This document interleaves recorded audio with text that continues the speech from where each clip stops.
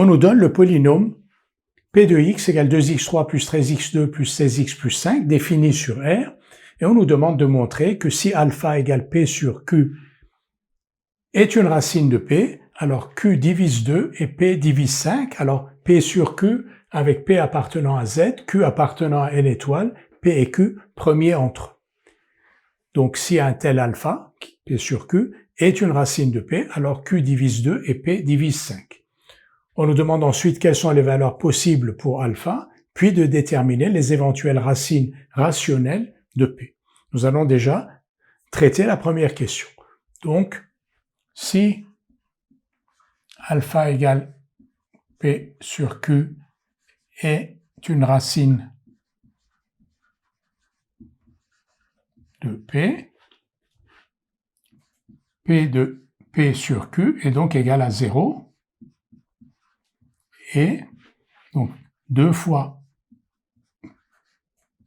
P sur Q au cube plus 13 fois P sur Q au carré plus 16 fois P sur Q plus 5 est égal à 0. Nous allons ici réduire au même dénominateur, qui est Q3. Q3. Ici, donc 2P3 plus 13 P de Q plus 16 PQ2 plus 5Q3 égale 0. Donc si une fraction est nulle, son numérateur est nul. Okay. Et 2P3 plus 13P2Q plus 16 PQ2 plus 5Q3 égale à 0. Alors de cette égalité, nous devons déduire que Q divise 2 et P divise 5, en utilisant bien sûr les autres hypothèses, P appartient à Z, Q appartient à une étoile, et surtout P et Q sont premiers entre eux. On constate ici que dans les 3 premiers termes, on peut mettre P en facteur. On va utiliser cette propriété-là, donc on va mettre P en facteur. On a donc P facteur de 2P2 plus 13PQ plus 16Q2, qui est donc égal à moins 5Q3. Et là, on va dire P divise moins 5Q3. N'oublions pas que P appartient à Z, que Q appartient à une étoile, donc on travaille sur des entiers. P divise moins 5Q3, P est premier avec Q, et donc avec Q3, et donc P divise 5. D'après le théorème de Gauss,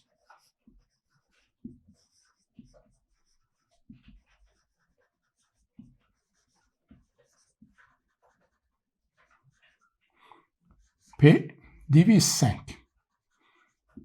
Donc, je répète, P divise moins 5Q3, P est premier avec Q, il est donc premier avec Q3, donc P divise 5. Nous allons maintenant utiliser le même procédé, mais cette fois-ci en remarquant que les 3 derniers termes ici, dans les 3 derniers termes ici, on peut mettre Q en facteur. Donc on va écrire Q fois 13P2 plus 16PQ plus 5Q2 égale moins 2P3. Donc 13 ici, on va mettre Q en facteur, donc Q facteur de 13P2 plus 16PQ plus 5Q2 égale moins 2P3. Et là, on va dire Q divise moins 2P3. Q est premier avec P, il est donc aussi premier avec P3, et donc, d'après le théorème de Gauss,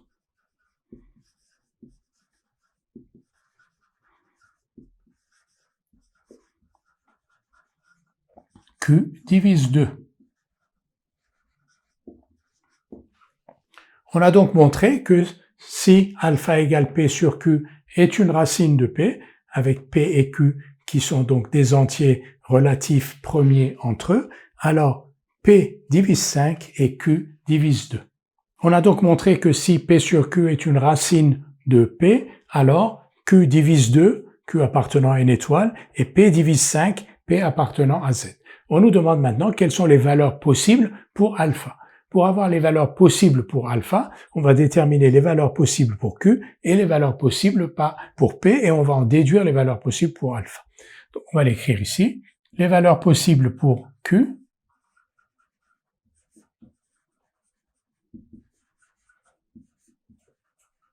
sont,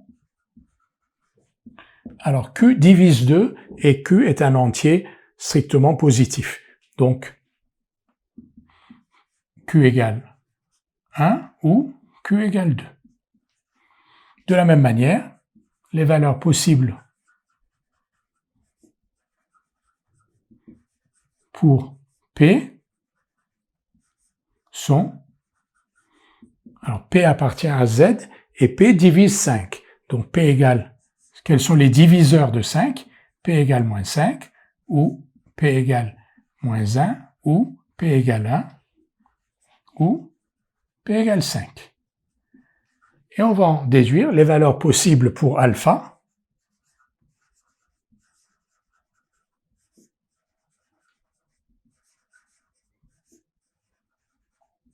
Sont, donc elles sont de la forme P sur Q, donc alpha égale moins 5, alpha égale moins 5 demi, alpha égale moins 1,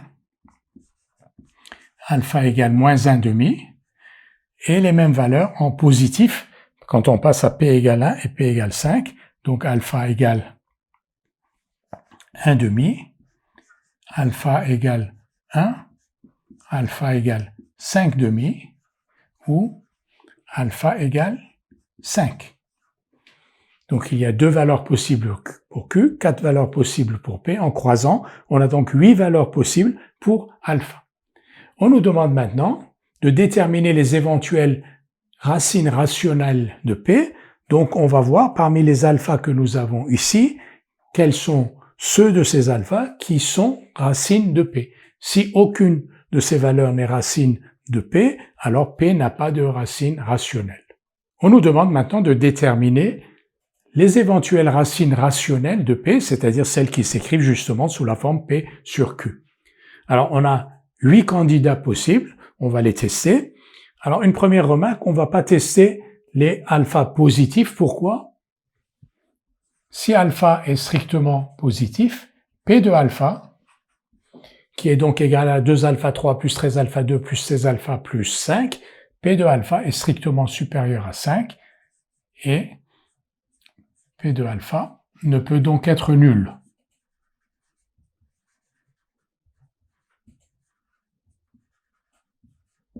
Autrement dit, ces 4 valeurs positives, 1 demi, 1, 5 demi et 5, ne peuvent pas être des racines de P. Il nous reste à tester les 4 autres, moins 1 demi, moins 1, moins 5 demi et moins 5. Alors commençons par P de moins 1, donc vérifions si alpha égale moins 1 demi, ou alpha égale moins 1, ou alpha égale moins 5 demi, ou alpha égale moins 5, sont racines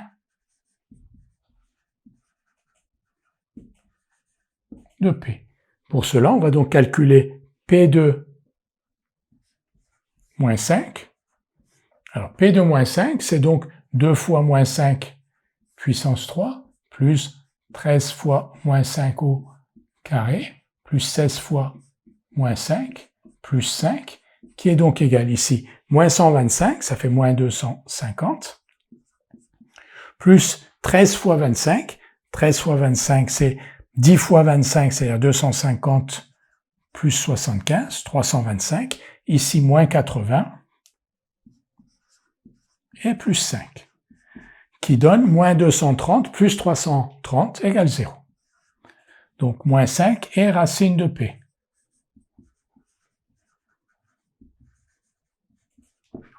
Maintenant, donc, on a testé moins 5.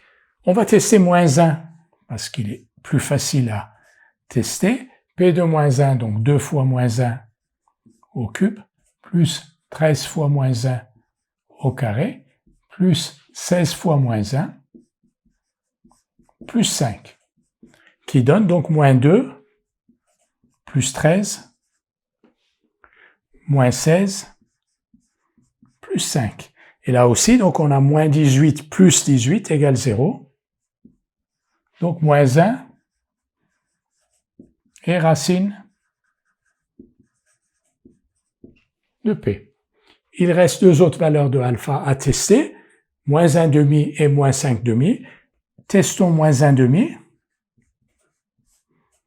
Moins 1,5, donc 2 fois moins 1,5 au cube, plus 13 fois moins 1,5 au carré, plus 16 fois moins 1,5, plus 5, qui est donc égal à 2 fois moins 1,5 au cube, ça fait moins 1 huitième fois 2, moins 1 huitième fois 2, moins 1 quart. Ici, 13 quarts. Là, moins 8, plus 5. Moins 1 quart plus 13 quarts, ça fait 12 quarts. 12 quarts, c'est 3. 3 plus 5, 8. 8 moins 8, 0. Donc, moins 1,5 et racine de P. On pourrait tester P de, donc calculer P de moins 5,5, mais ce n'est pas la peine de le faire. Pourquoi? Parce que ce polynôme P de x, il est du troisième degré, et comme vous le savez, il a au maximum 3 racines. Il a au maximum 3 racines, et nous venons justement d'en trouver 3, moins 5, moins 1, moins 1,5, donc P n'a pas d'autres racines, et si on calculait P de moins 5,5, on trouverait bien entendu un résultat non nul. On va esquisser le calcul.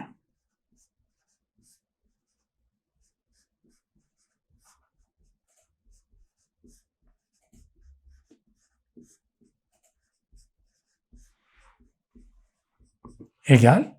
Ici, donc, on a moins 125